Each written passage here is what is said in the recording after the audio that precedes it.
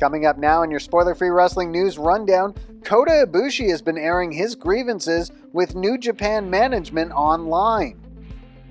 Bullet Club members Jay White and Hikuleo will finally square off on New Japan Strong this week, and CM Punk has responded to Kenta calling him out, kind of. Subscribe to Spoiler Free Wrestling for all your wrestling news. Kota Ibushi, who has not wrestled since injuring his shoulder in the G1 finals last year against Kazuchika Okada, has been expressing frustration with New Japan management online with a series of tweets, and it appears as though he's attempting to get released by the promotion. This is a developing story, and one which could potentially lead to Ibushi being the hottest free agent in the industry if he plans on continuing wrestling after this. The 39-year-old signed what was reported to be a lifetime contract with New Japan in April of 2019, but it now appears he wants out of the deal. So Dave Meltzer wrote the following regarding what is going on with Kota Ibushi and New Japan management. He wrote, "Ibushi has problems with upper management that are significant. Gato is trying to smooth them out, but it's not settled." So arguably the main point Ibushi has been making online is that he feels New Japan management was pushing for him to return from his shoulder injury before he was ready. This was to come back in time for Wrestle Kingdom. Ibushi was then announced for the New Japan Cup, but when the brackets were revealed, he wasn't in the tournament. It has been reported elsewhere that Ibushi was pulled from the tournament for a medical issue. We don't know what the medical issue was, but Ibushi feels he shouldn't have been removed from the tournament. The main target of Ibushi's concerns is a member of the New Japan Talent Relations Office named Kikuchi. There was evidently more conflict between the two after Ibushi appeared for a Just Tap Out show on March 5th without receiving approval from management. Now, this is a story where there is likely some misinformation available online, with many people using Google Translate to decipher what Ibushi has been saying. Google Translate is quite unreliable, and that's led to some strange takes on this issue through social media. But what is known is that Ibushi is upset with management over the treatment of his injury last year, being pulled from the New Japan Cup, this conflict over the Just Tap Out event on March 5th, and it appears he wants out of his contract with the organization and has been sharing screenshots of conversations he's been having with New Japan management where he's been saying that they should fire him. So, again, this is a developing story and we'll keep you up to date. Make sure you're subscribed to Spoiler Free Wrestling. On Friday night, New Japan World will air a very special episode of New Japan Strong. Of course, it's airing on Friday this week and not Saturday, as to not go head-to-head with the Capital Collision pay-per-view. But Friday's show will be headlined by a match I know many of you are very interested in seeing, as Hikuleo will take on Jay White. This is a match that was taped April 10th at the Mutiny show. So Hikuleo, who of course confronted Jay White about White kicking his older brothers Tama Tonga and Tangaloa out of Bullet Club. Hikuleo says he's the future of Bullet Club, but there's no reason why the future can't be now. Of course, Jay White has wanted to keep Hikuleo in Bullet Club, but there is a lot of tension between those two, and we will see what happens in their match when it airs Friday night on New Japan World. Also on Friday night, Fred Rosser is going to take on the West Coast Wrecking Crew team of Jarrell Nelson and Royce Isaacs in a handicap match. The stipulation here is if Rosser can beat both members of the West Coast Wrecking Crew, then he will earn another shot at Filthy Tom Lawler's Strong Openweight Championship. And so we'll see if Fred Rosser can overcome those odds on Friday night. And then the other match on the show will feature Alex Coughlin, Rocky Romero, and Adrian Quest teaming up to take on Team Filthy's JR Kratos, Danny Limelight, and Black Tiger. Then, following New Japan Strong on Friday night, it's a big weekend for New Japan Pro Wrestling. We'll have the Capital Collision pay-per-view on Saturday night from Washington. We will also have the first night of the Best of the Super Juniors tournament on early Sunday morning. We will release a new video Saturday at noon. that will take a special look at those two shows, so make sure you are subscribed to Spoiler Free Wrestling. Last month, Juice Robinson took part in an interview with Wrestling Observer Live, where he stated that he was leaving New Japan Pro Wrestling and also that he didn't really have the urge to wrestle anymore. Of course, then he showed up at Wrestling Dontaku and attacked Hiroshi Tanahashi and was revealed as the newest member of Bullet Club. So he spoke with NJPW1972.com regarding telling everyone he was leaving New Japan, only to show up there a couple of weeks later. Robinson said, "Not that I owe anyone any explanation, but I was never going to retire. That was just me lying to a bunch of gullible idiots. Hey, people believe that if they read something on the internet, it has to be true. So all I had to do is make sure it landed on the internet, and everybody believed it, hook, line, and sinker." So it was then reported in Sports Illustrated that Robinson has signed a contract extension with New Japan Pro Wrestling, and while details regarding the length of the deal are scarce, we do know that it runs into sometime in 2023.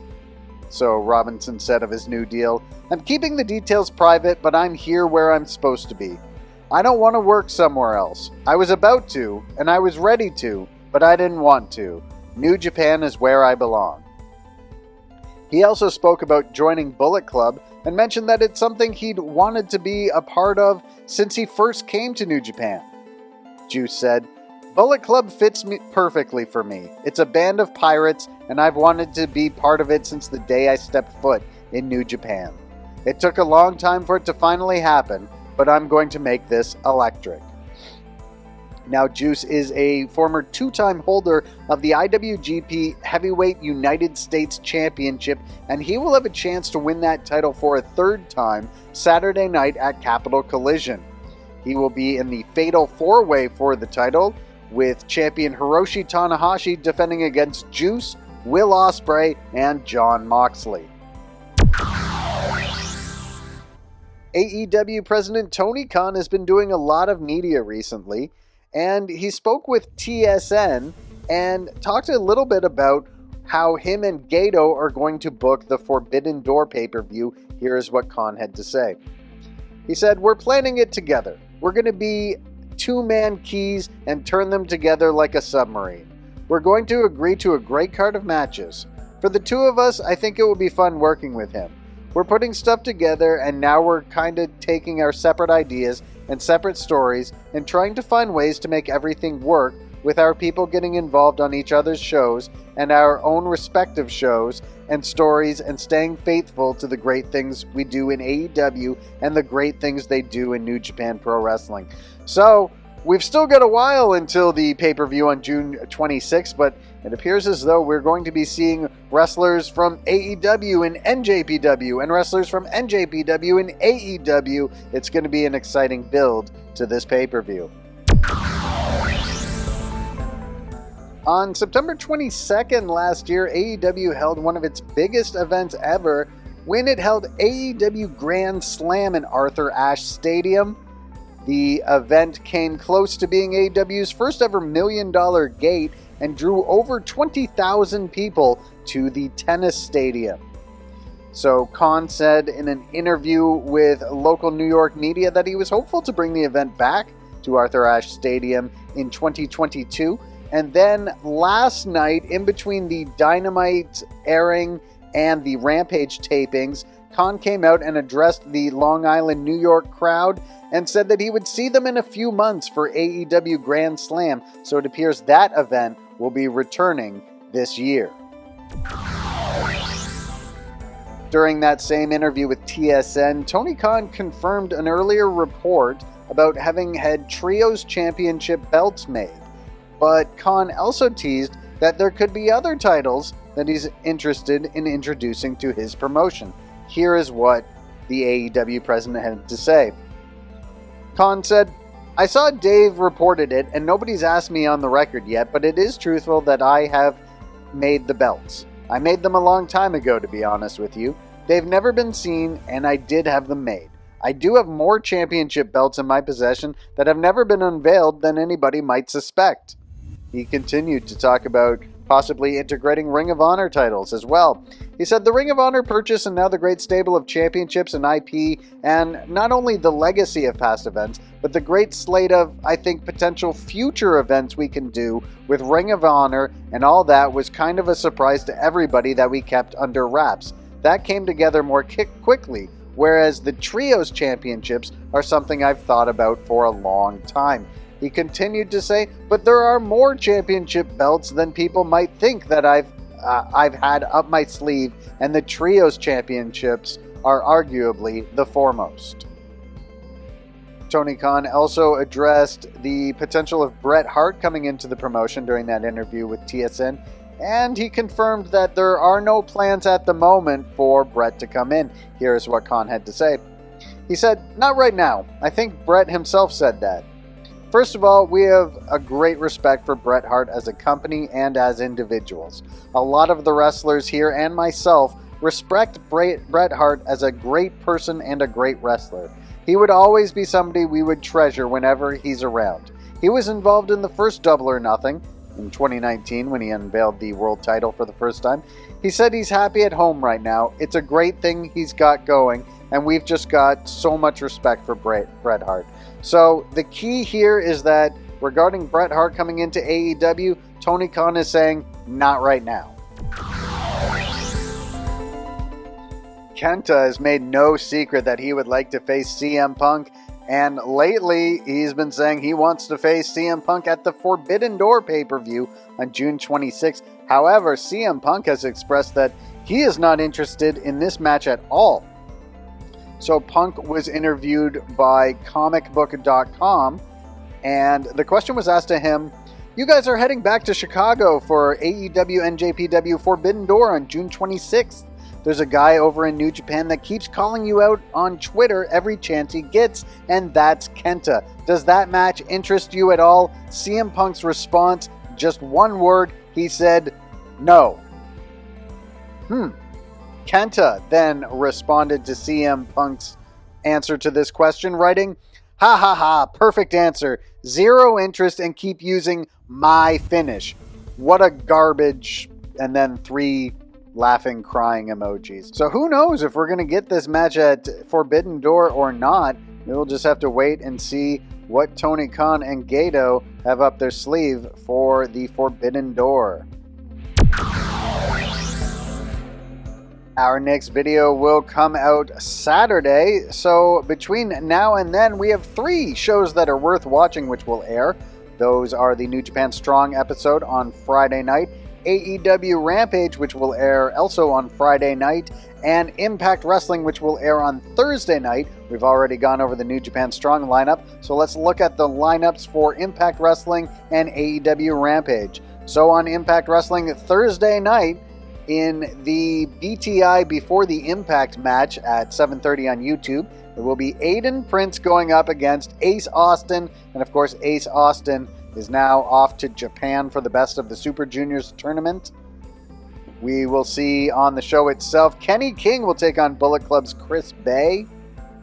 We will see the Knockouts World Tag Team Championships on the line as The Influence, that's Madison Rayne and Tennille Dashwood, defend against Giselle Shaw and Alicia Edwards.